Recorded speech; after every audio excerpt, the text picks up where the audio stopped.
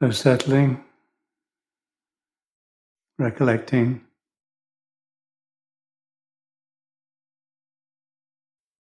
this moment, this time, this space.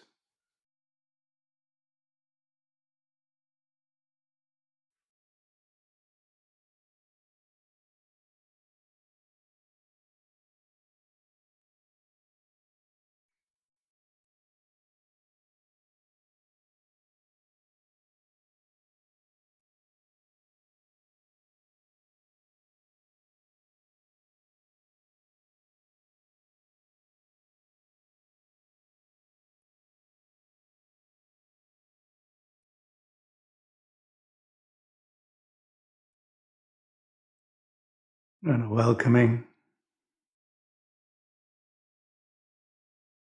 and well-wishing. Thank you.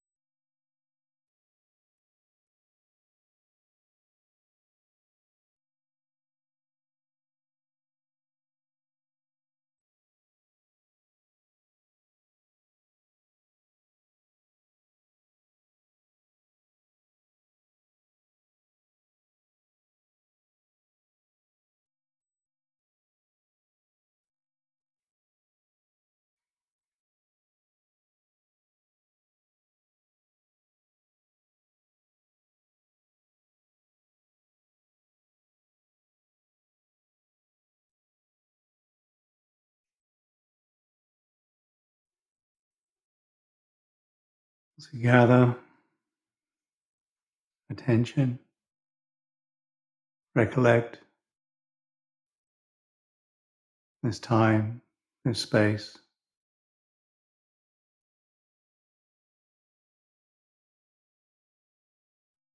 This well-wishing,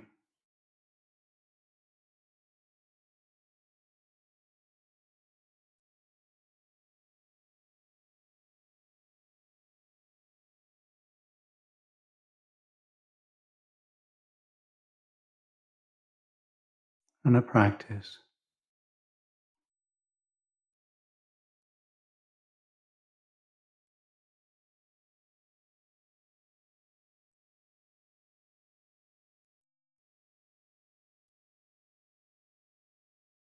Allowing the stillness and sensitivity of the body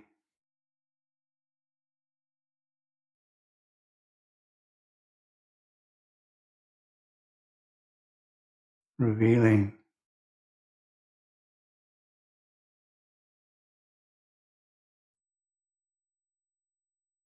the way it is, this experience, this knowing, collected,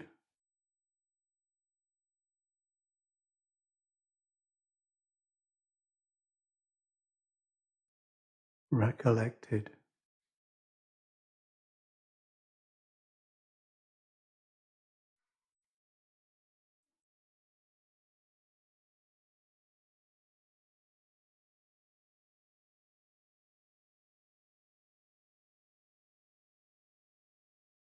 And resting in this resting, knowing the known.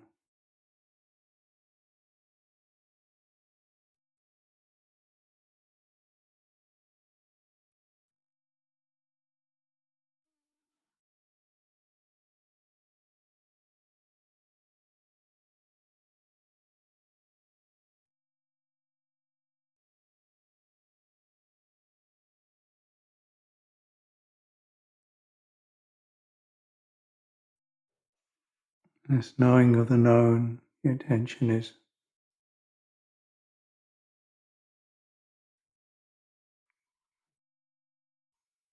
inward.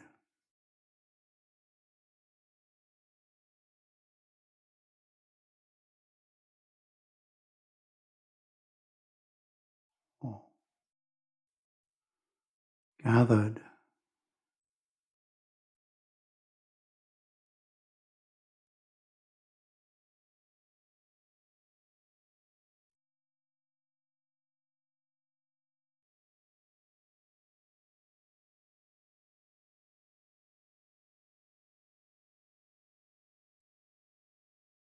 This breath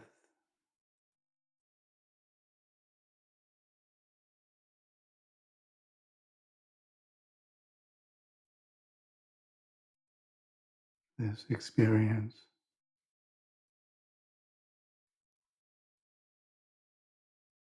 and the knowing of this experience, the knowing of this knowing, not the thinking about it, but the experience of it directly.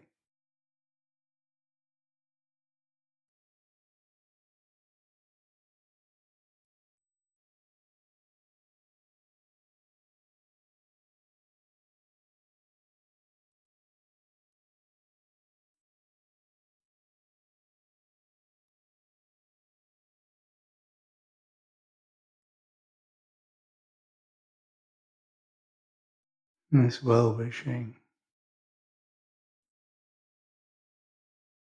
this acceptance, this rejoicing,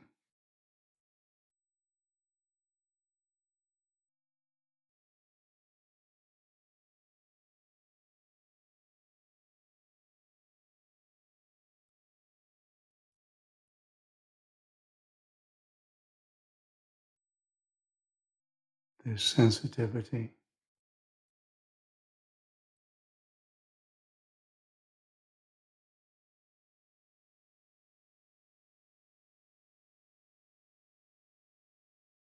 and stillness.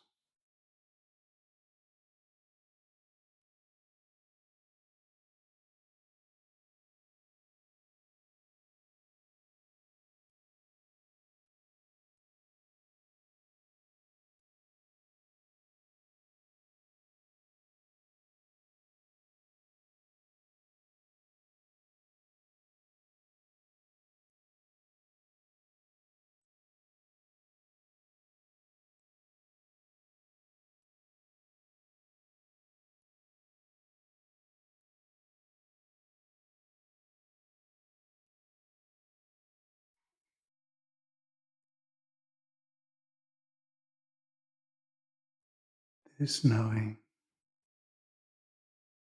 this time, this place,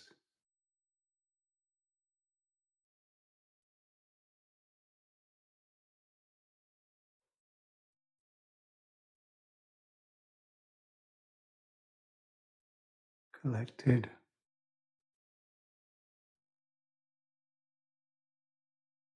recollected,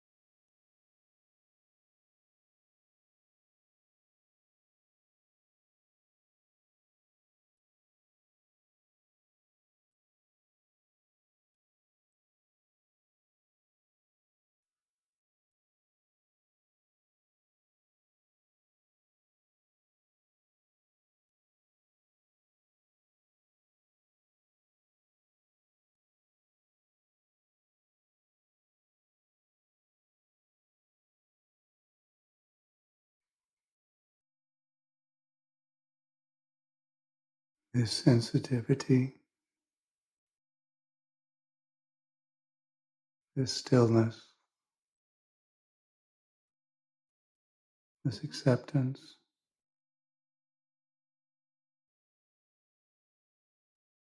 this rejoicing,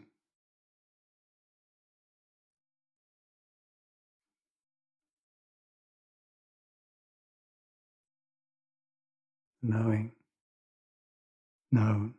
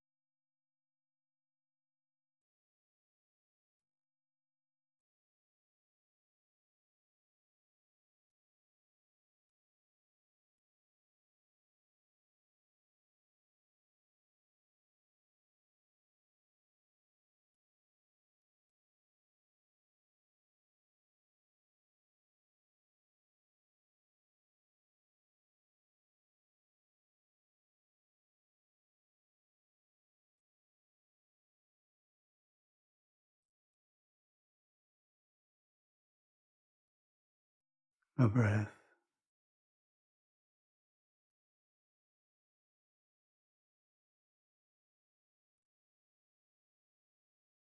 in the stillness,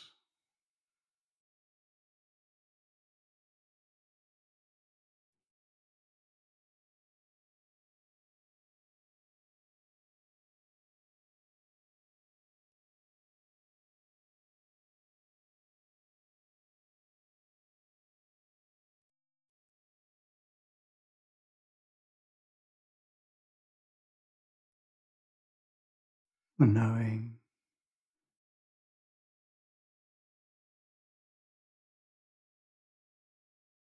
and silence,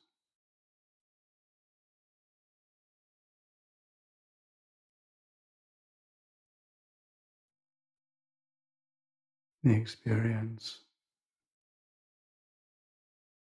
this time, this space,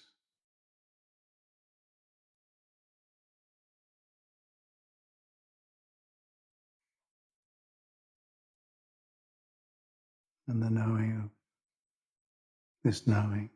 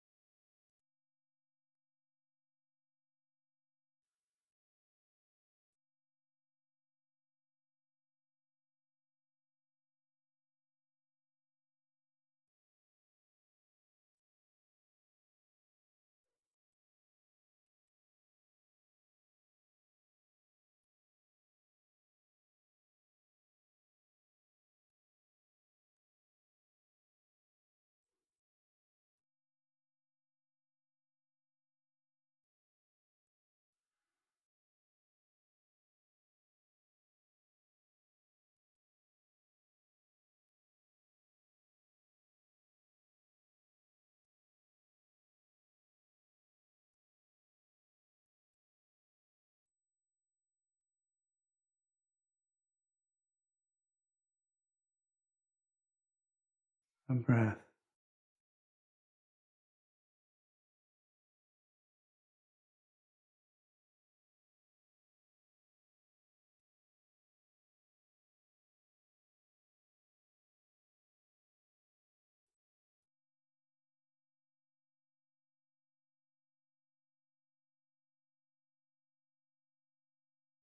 Received, released,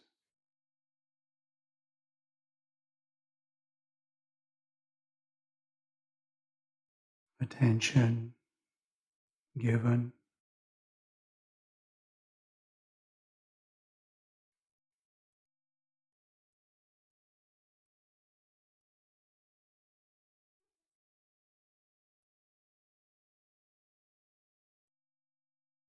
and life received.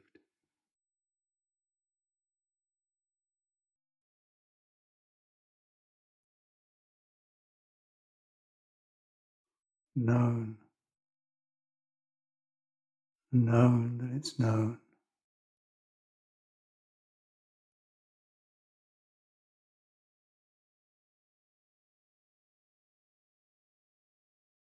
And the natural joy,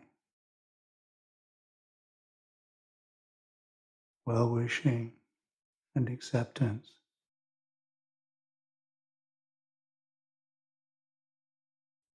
in the knowing of the known.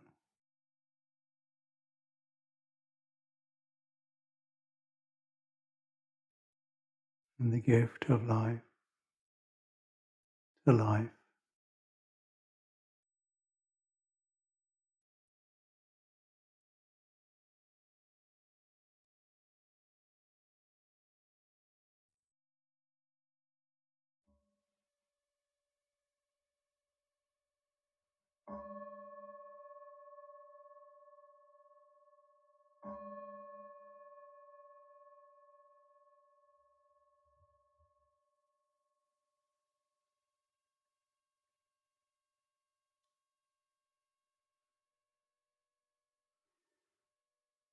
An ending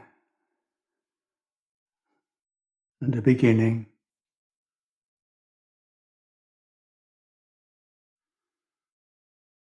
And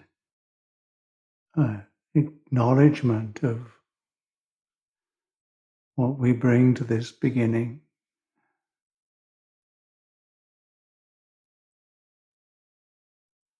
And what we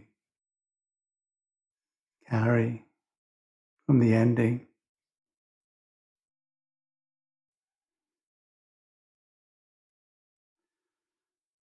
Regrets carried,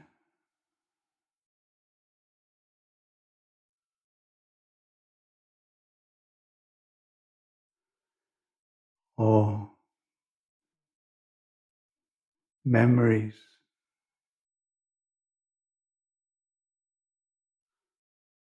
joyful or sad.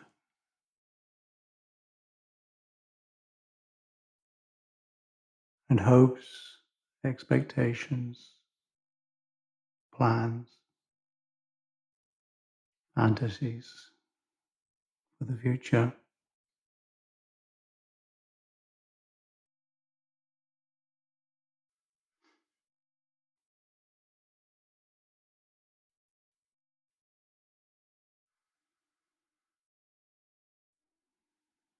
How does it all work?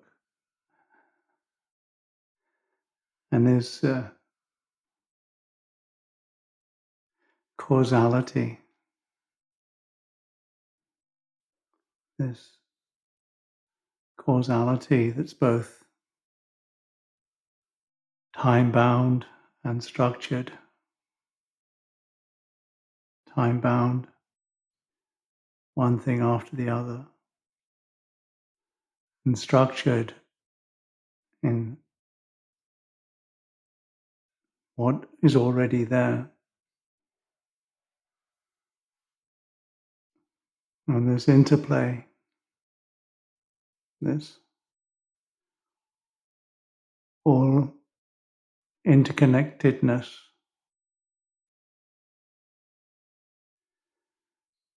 and the instability of that interconnectedness. That's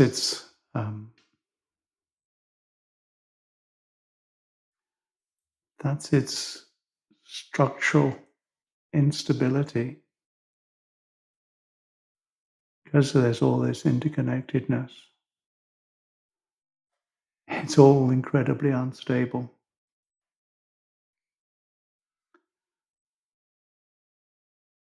And shifting.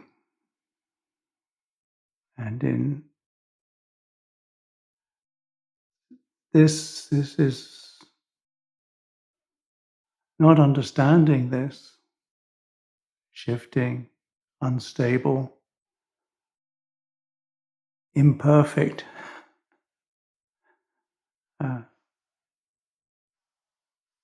business of this, which we use to, which is what we experience, this shifting, changing stuff, which is not understanding that this is the way that it is. There is the falling back and the habitual and the determined habits of existence. This ignorance is the underlying and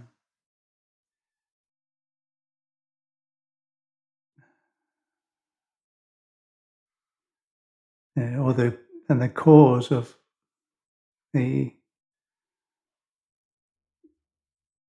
determining of what we experience, because we then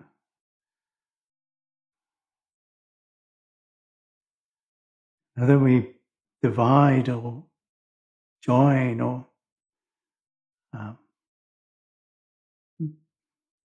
mess with and divide into the form and then the naming of it and the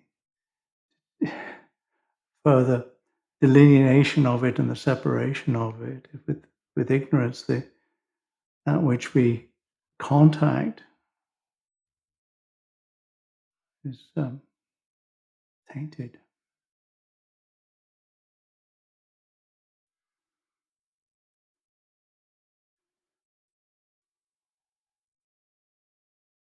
So the basis for contact is tainted, and then there's the contact. So avicca paccaya sankhara, sankhara paccaya vijnana, vijnana paccaya namarupa, namarupa paccaya salayatana. And there's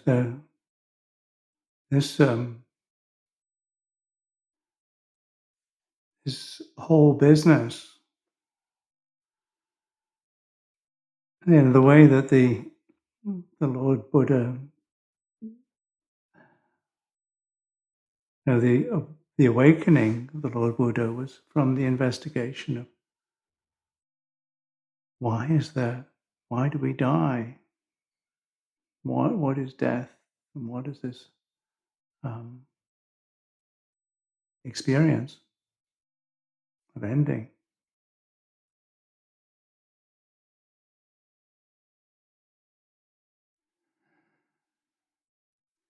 And not understanding this perpetuates it.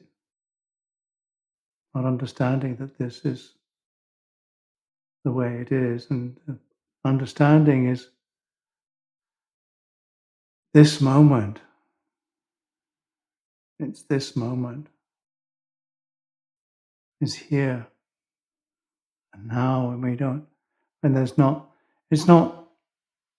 asking the question of who dies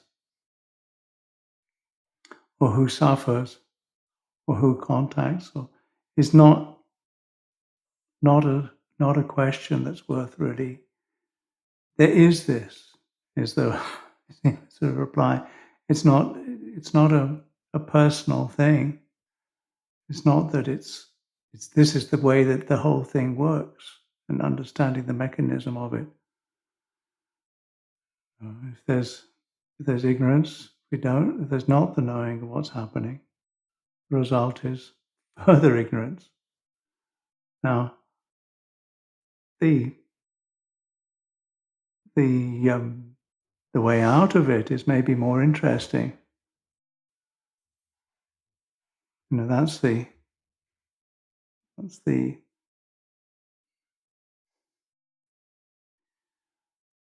that's the way that the links work too.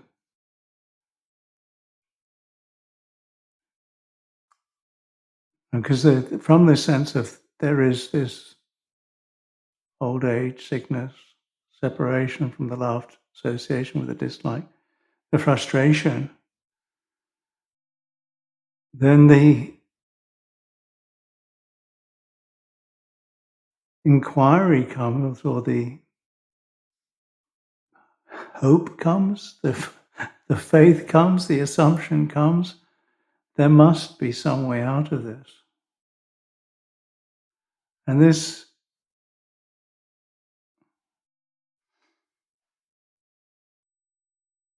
is really important, because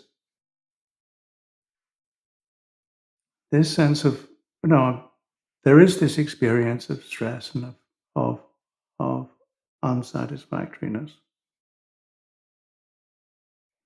And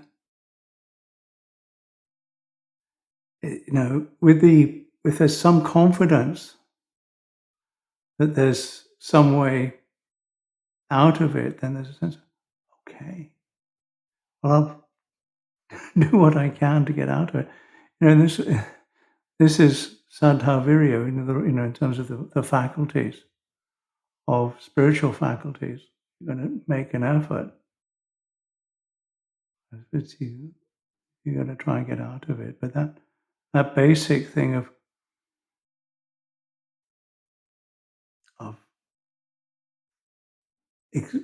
joy, there must be some way out of it. And then when there's a sense of, whoa, and the real experience of this is then you're going to then there's going to be the sense of okay, then this is. So the other side of this is the sense of peacefulness and interest. So, the dependent origination is not determinant in terms of, it's just an expression of this is how it is. And it's when there is misunderstanding and ignorance, then we don't see things. There's not the seeing of the way things are, and there's the suffering. But with the suffering, if there's the confidence, there is something that I can do, that can be done about this, then trusting that, then you're going to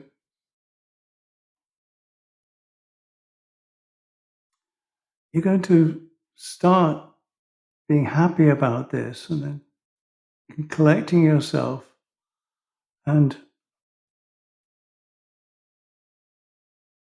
this will, then you start to notice, and then you won't be fooled by time and space. And not being fooled by time and space, you're not so driven to, it's just easier, and then there's a liberation.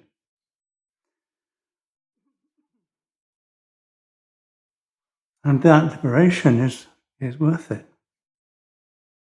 So, with the dependent origination, there is death. And why is there death? Because there's birth. And it's not a uh, it's not a there's nothing wrong with it. And it's not that you need to think about who dies or what dies. It's just a structural uh, determinant. Then there's the whole business of why is there all the pain, grief, sorrow, lamentation, and despair? Well, because of birth, because that's the way that it works. And then because that whole sense of separateness, then it adds an extra causality into the mix. So, if you're going to do what do you do with this birth, if it's not going to lead to death, what do you do with it? What's the way to what's to do with this birth? And this is I think the question that what is it that can make this birth a blessing?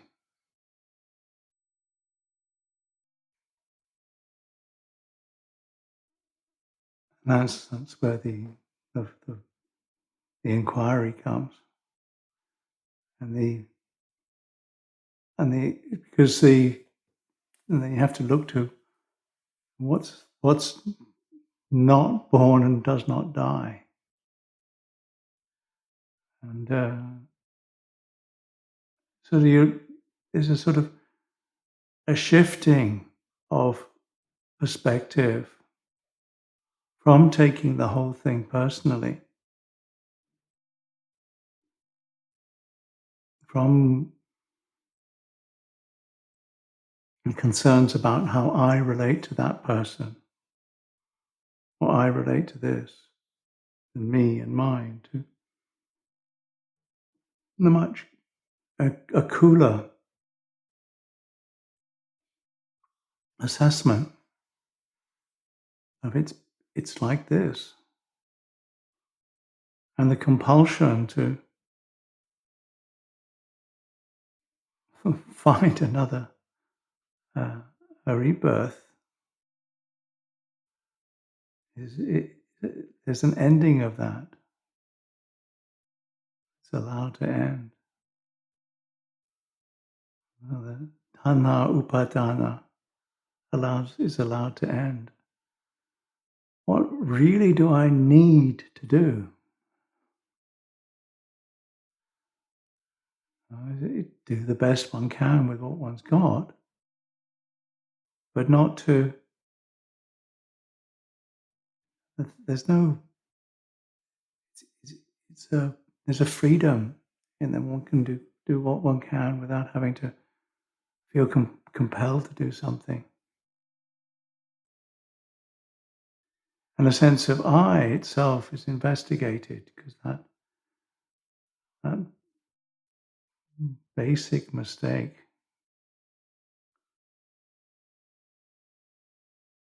can be noticed.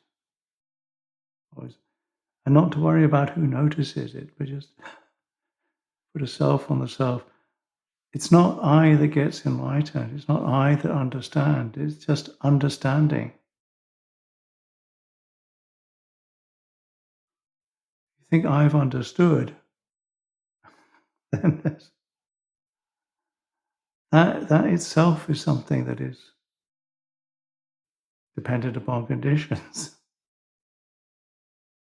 I have understood all of this, or I need to understand this, or I'm confused by this.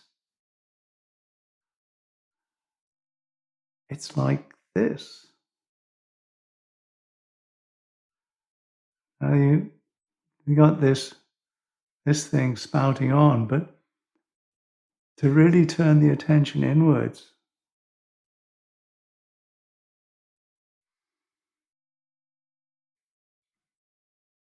And notice how this sense of I and me and mine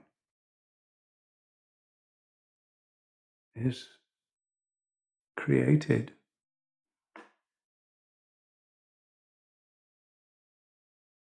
here and now in each moment.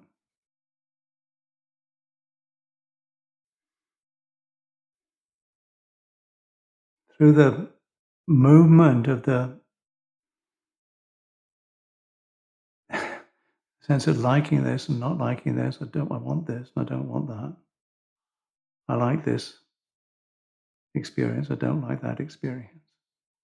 I want this experience, I don't want that experience. That is always going to, because it's coming from a sense of lack. It's coming from a sense of not, well, it's coming from basic ignorance. Because it's the way it is, and the liking and disliking is the energy which is where the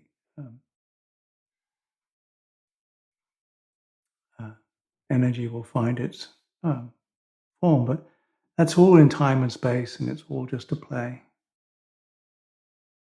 And there's nothing wrong with it. It's just how things are. There is this body at the moment, and there's this experience at the moment.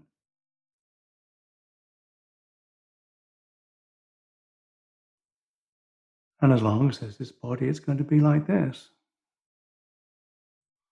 Not to worry about whose it is or what it or making more of it.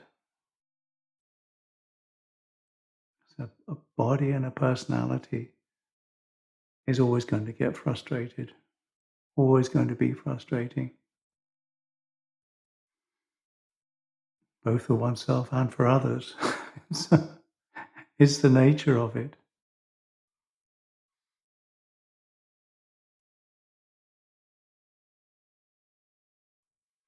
So paticca samuppada, or dependent origination, or whatever, it's deeply profound and yet also simple. The simple one is when we don't understand, when there's not understanding, then there's pain. And all the bits in between are just things that one passes. The links in the chain are not, one can analyze them, but the basic thing is when there's not understanding, there's going to be pain. And an ending in that pain, because the pain,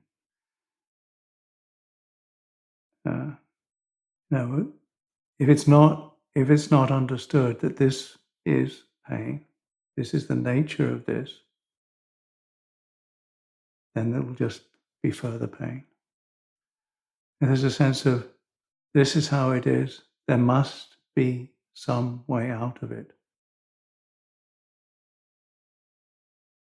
And that's the recognition of faith, of confidence. And that will encourage the sense of joy, and then interest, and then drawing close, a sense of happiness, and collecting the attention so that it can be given and life received more completely. Because the understanding of suffering, the understanding of dukkha, is the way to relate to it. It's not, and it's not wrong. The abandoning of the cause and the practice of the speech, the practice of the whole of the Eightfold Path, and then to particularly, what I'm tripping over myself to get to is the sense of careful with how we speak, how we speak to ourselves. And so that when we speak to ourselves, the speech is something that is an interest in the truth. In that way one links it to the resolve to not to harm, not to indulge, and not to exploit. So in the speech, not to indulge is not to lie and not to gossip and just be frivolous about it, but be careful about how one speaks to oneself and then how one speaks to others. Not to lie, not to backbite, not to spread rumors or gossip. It's for most of us, that's the area of practice that we could learn a lot with, and not to feel that we have to also get it perfect and right each time, but to notice how we communicate. Is this communication actually supportive at the end of stress, both for ourselves and for others? Is this communication not frivolous or gossipy or backbiting or something that will harm the community or ourselves? So this is a way of reflecting on the internal speech that we talk to ourselves with and the external communications we have.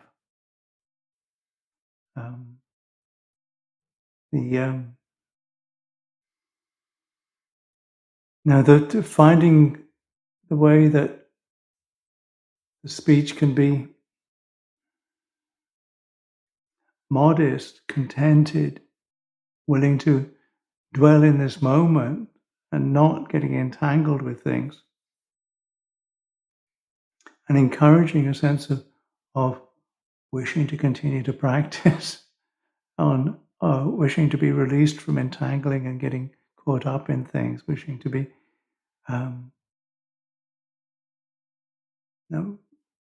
understand things as they are so that we don't make more problems for ourselves and others. So keeping the heart and the way that we talk to ourselves on the path. So not being too, when we get too caught up in plans for the future or regrets over the past or worries like that, then it's going to, that's going to be the practice that is not in harmony with the Dhamma, not Samma. Not in harmony with the Dhamma. Samma is in harmony with the Dhamma. It's translated as right sometimes, or correct, but I like the way of translating it as in harmony with the Dhamma, in harmony with that which is actually the way things are. Because things are as they are, and we don't have to tangle them more. And with the intention inwards, this is what is happening now. With a gift, so that it's not pushed away and it's not taken personally. It's just, this is what can be done now. So this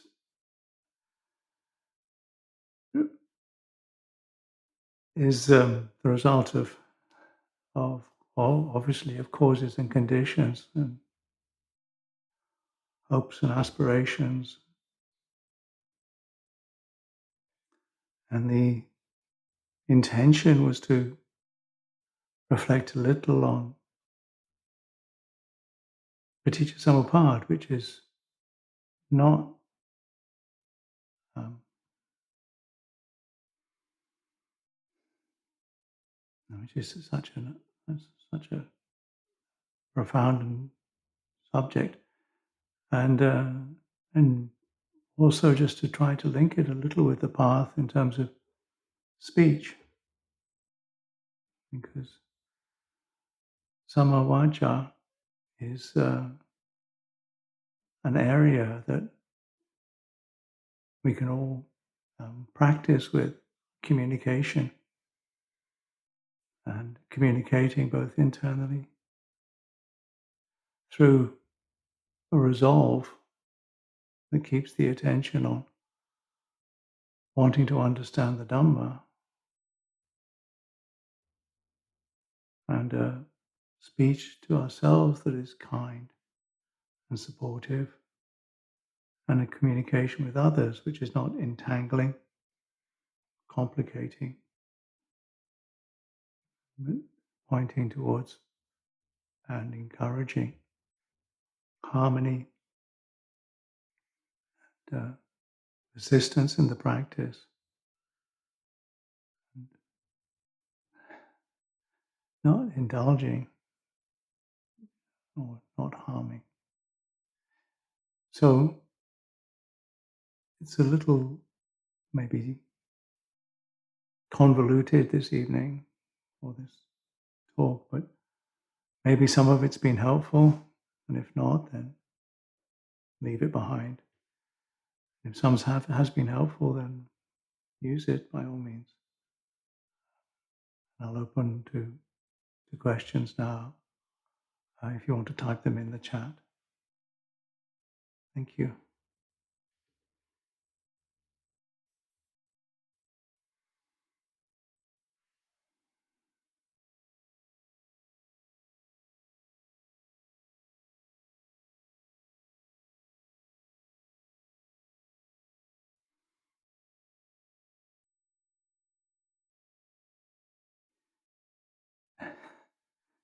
Maybe that was too much for it all.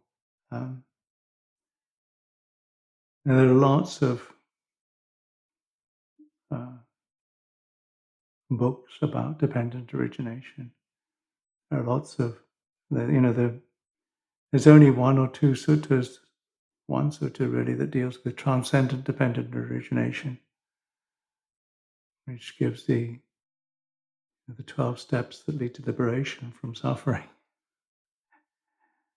But the basic one is when this is here, then that arises, and with the cessation of this, then that ceases.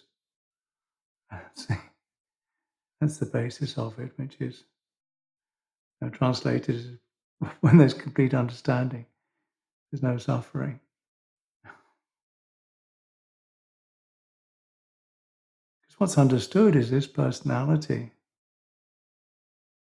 And this personality is just, and this body and mind is just this. This is where the liberation takes place, but it's not I that gets liberated. The liberation is from this sense of I.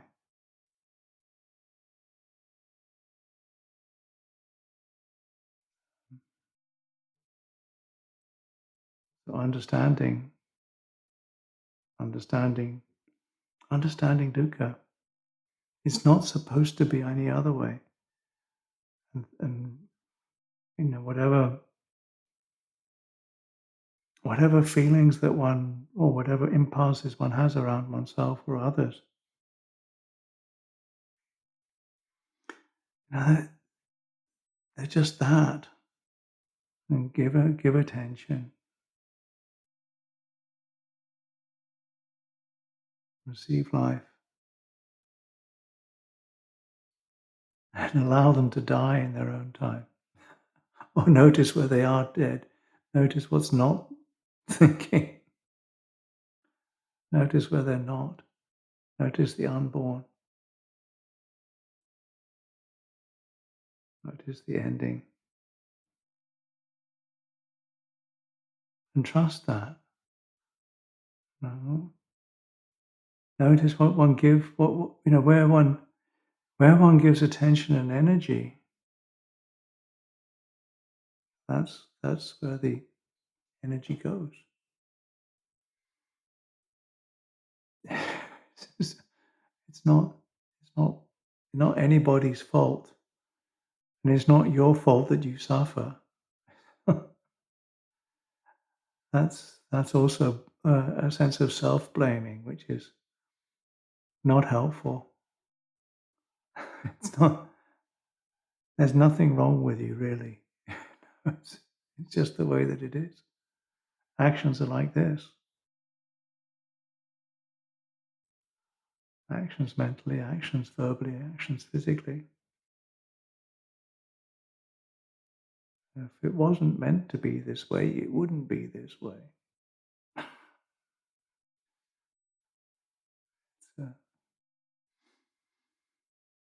And then in that, there's a complete acceptance.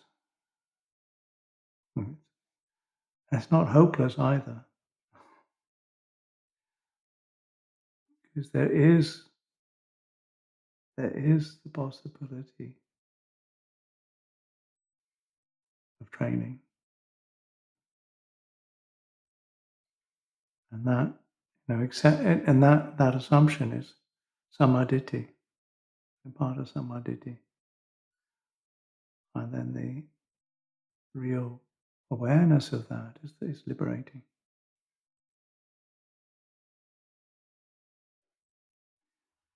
So no more questions. Shut everybody up. Okay.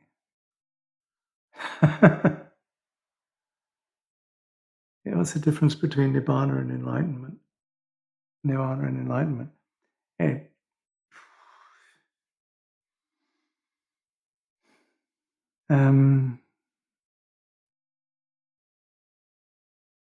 both are words. It's,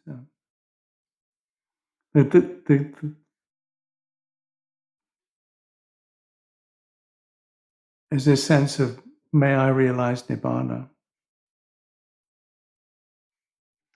And actually, it's not I that realizes nibbana. And nibbana hasn't gone anywhere. Nibbana, unborn, unoriginated, uncreated, and unformed, hasn't gone anywhere, hasn't come anywhere. It's awakening is to the sense of I. So this sense of separateness is seen for what it is, dependent upon causes and conditions, and not to be taken personally. So you don't, the book is Don't Take Your Life Personally. This whole sense of is time bound,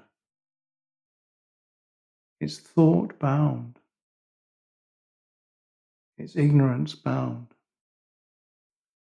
And one of the definitions, one of the ways that Nibbana is described is like the fire is unbound. And it's not tied. The pain is not tied. So it doesn't. It's no longer painful.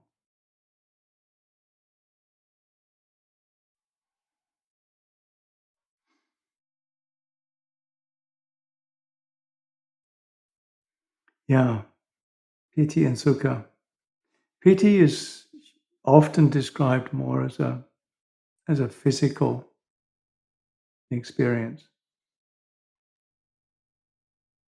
The rapture is something and then there are degrees of rapture from just a thrill to a whole bodily experience of rapture. And it's a sense of sort of excitement is maybe a different way of putting it, the excitement that is a wholesome sort of interest is another way I put it. The sense of I'm interested in this. I want to know about this, and I'm excited to discover this. And then the sukha is more. There's a sense of almost underlying happiness that this is possible, that this is happening in the Anapanasati Sukha. It's like, and then there's the, because from Sukha there's a sense of understanding the mental formations. Sukha is a mental experience. Piti is maybe more physical. That's a way of maybe distinguishing them. There are 4 questions above, are there? Okay.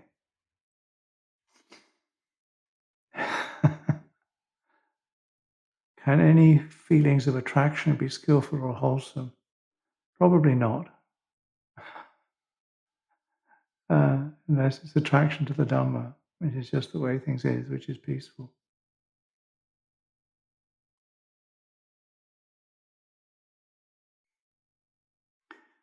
The sound of silence as an object of meditation. I don't use it so much, so I'm not extraordinarily skilled with it.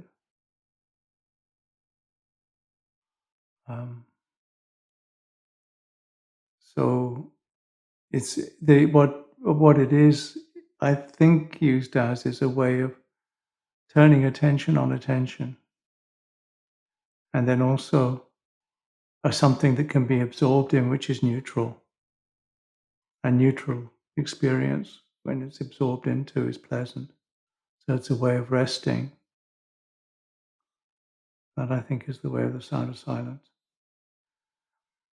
That's question number 2. Can we say the mind is in the body or the body is in the mind? Doesn't really matter. Sorry, it's not supposed to be an answer. It's supposed to just arise the question. Some say the 28 Buddhas is the ultimate protective chant. Why is it not concluded in the Puritas? The 28 Buddhas is, as we chant it, is a made-up chant. As the sutta, it's actually a sutta, and it was something that the Buddha encouraged the bhikkhus to learn. Ajahn Kemanando learned the sutta and doesn't really approve of the chant as we chant it. But it's basically a way of saying, I know your boss, and your boss bows to my boss. Don't bother me. That's the 28 Buddhas. It's so it's in that sense it's a protection, because if anything's bothering you, you just say, I know your boss bows to my boss. So, and your boss said that he wasn't going to bother anybody who was working for my boss. It's almost a mafia chant. It's a protection in terms of power. It's a power protection thing. The most protective thing is complete awakening. That's not a brutal chant. It's just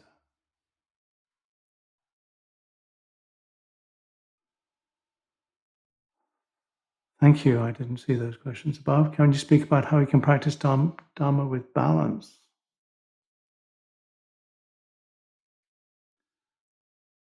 I think that's about maybe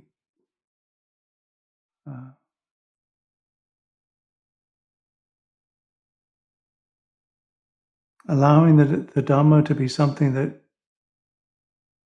doesn't, the practice of the Dhamma, something that doesn't obstruct the daily responsibilities of your life. But your heart is turned inwards. So Your attention is what you need to do externally. And so that's part of what that's that's one side. And you balance that with your attention inward as to where it's coming from what's happening inside. And so your attention isn't all solely inside, but it's also on what you're doing. You see, then you can use the body and use the mind. Even if what you're doing outside is mental work, or work with on whatever you're working on mentally, or if it's physical, what you're doing physically, but your attention is balanced inside with, oh, this is what's happening. So it's not, you're not putting, sometimes even the study of Dhamma, the reading or the gestures of sitting meditation or walking meditation, and then they if you're doing those, also have your attention inside. Where is this coming from? So the outside is not a performance and not a distraction, and the inside is known. So you balance your Dhamma practice by getting on with whatever you need to do in your life, but with your attention on the Dhamma. I think that's a way of balancing.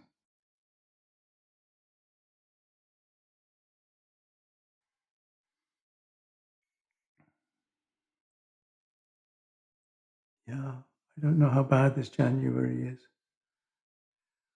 I think it's okay. Books about dependent origination. Transcendent dependent origination is this one to everyone.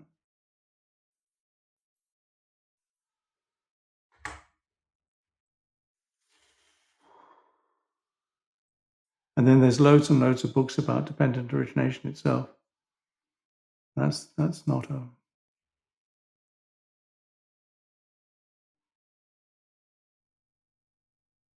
difficult to find. The great God Google will, if you offer it a little bit of your privacy, will find it for you.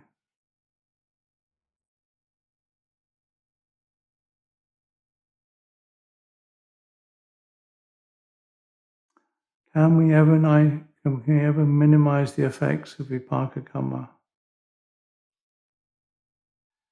You turn your muck into manure.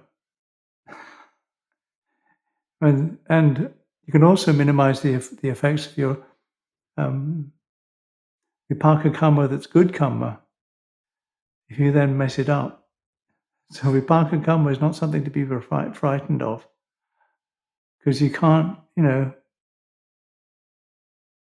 don't worry about your karma. Because your karma may be good karma and it may support you. So don't take it personally. Don't take it personally. If Angulimala could deal with his karma of his lifetime through awakening, that's a good thing.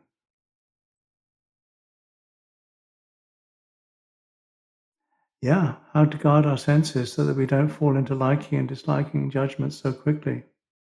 Sometimes just by hearing someone's voice or just catching a glimpse of them or just noticing how they walk across the room. It's to notice and give space for things to end.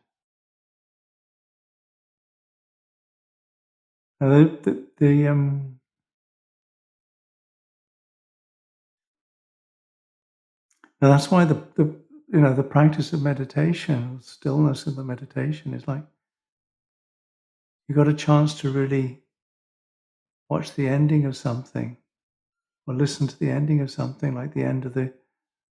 So you notice the feeling of dislike or irritation, and you notice it ceasing. You notice the feeling of attraction to this thing, and you notice it's ceasing. Or you notice the feeling of irritation, and then you notice what notices the feeling of irritation. You notice what's not being irritated. Yeah? Is your right toe irritated? When you feel the feeling of attraction, does your right elbow feel the attraction? So you notice all the way around.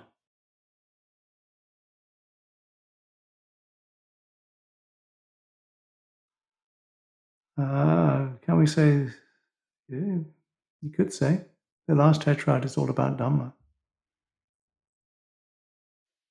And the last four is all about Dhamma.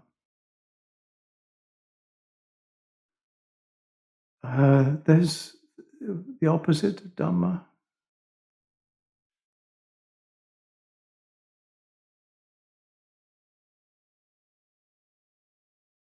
Ignorance. Not understanding ignorance.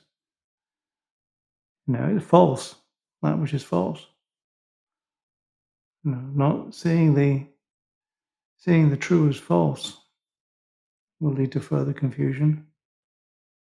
Seeing the false as false will lead to understanding. So ignorance is the opposite, that which leads to peace.